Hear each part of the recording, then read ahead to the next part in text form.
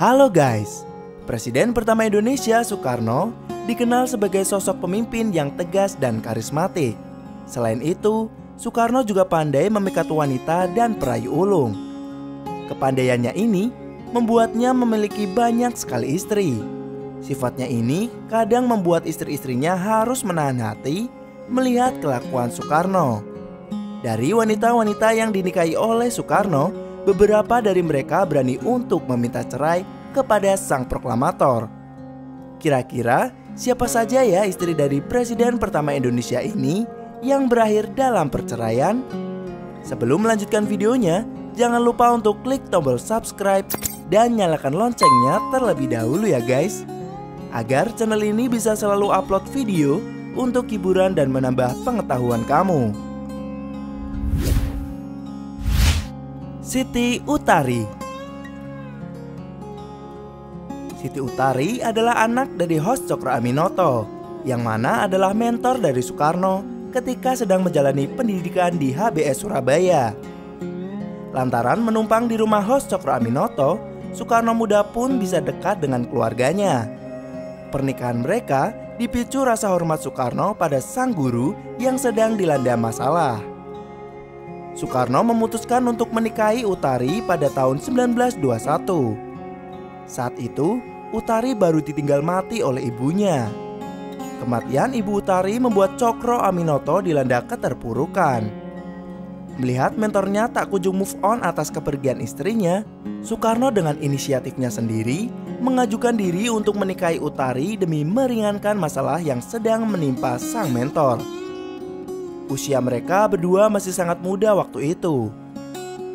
Soekarno berumur belum genap 21 tahun dan Utari sendiri masih 16 tahun.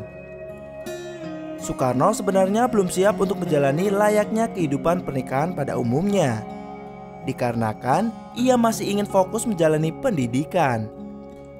Di tahun yang sama, Soekarno pindah ke Bandung untuk berkuliah di TH Bandung, yang kini bernama Institut Teknologi Bandung. Namun, baru 2 tahun di Bandung, Soekarno sudah jatuh hati dengan wanita lain. Wanita itu adalah Inggit Ganarsih.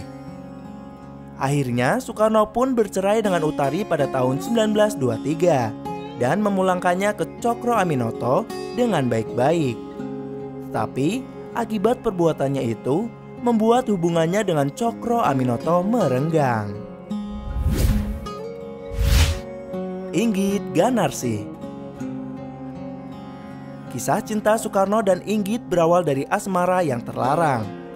Soekarno yang waktu itu sedang menjalani pendidikan di TH Bandung memilih rumah milik Inggit sebagai tempat tinggalnya. Usia Inggit jauh lebih tua 13 tahun dari Soekarno. Inggit sendiri masih memiliki suami kala itu. Inggit adalah istri dari Haji Sanusi, seorang politisi Sarekat Islam, dan Soekarno masih berstatus suami Utari. Di rumah kos milik Inggit itulah benih-benih cinta keduanya bersemi. Perasaan cinta ini menjadi rumit ketika mereka sadar bahwa masing-masing dari mereka sudah berumah tangga.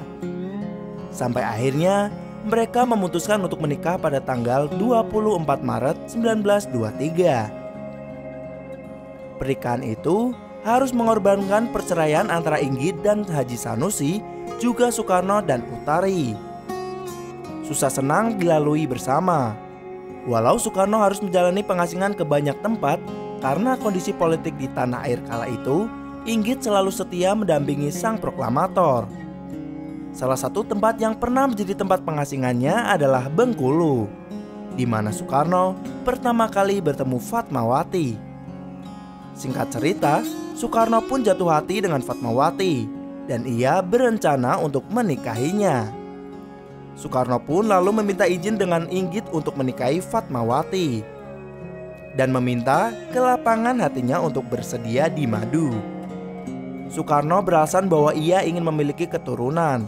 Maka dari itu, ia meminta izin untuk menikah lagi.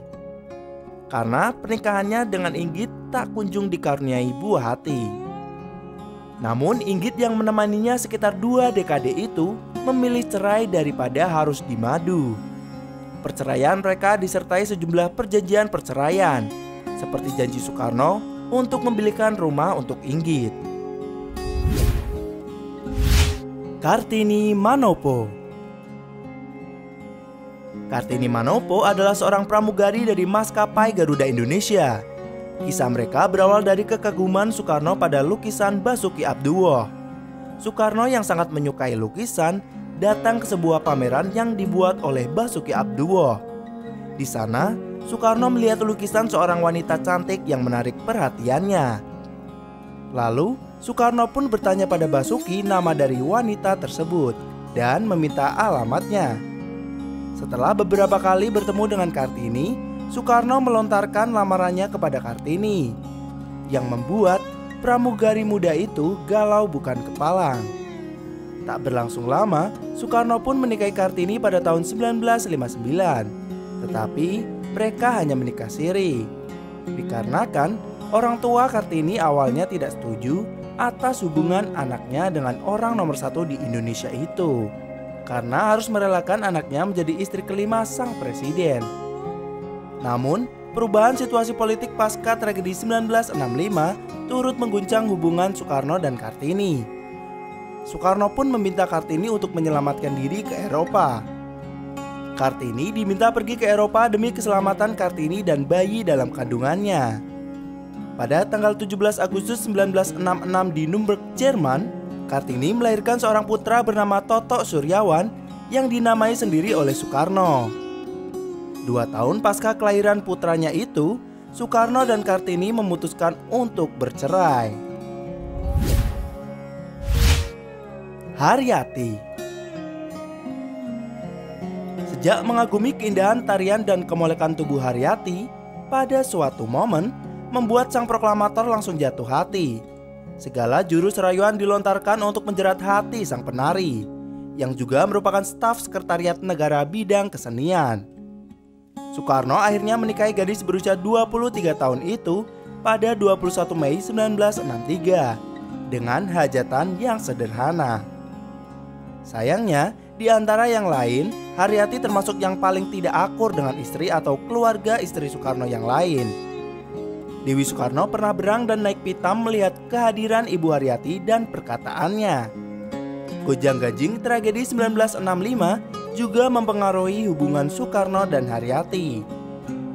Hingga akhirnya Soekarno pun memilih menceraikannya pada tahun 1966. Perceraian itu terjadi karena Soekarno sudah merasa tidak cocok lagi dengan Haryati.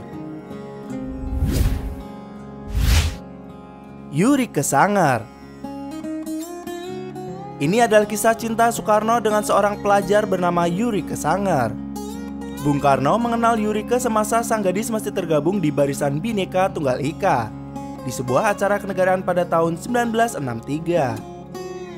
Walau umur mereka terpaut sangat jauh, Soekarno dapat menaklukkan hati Yurike berkat rayuan mautnya, hingga memutuskan menghalalkan hubungan mereka ke hadapan penghulu pada 6 Agustus 1963.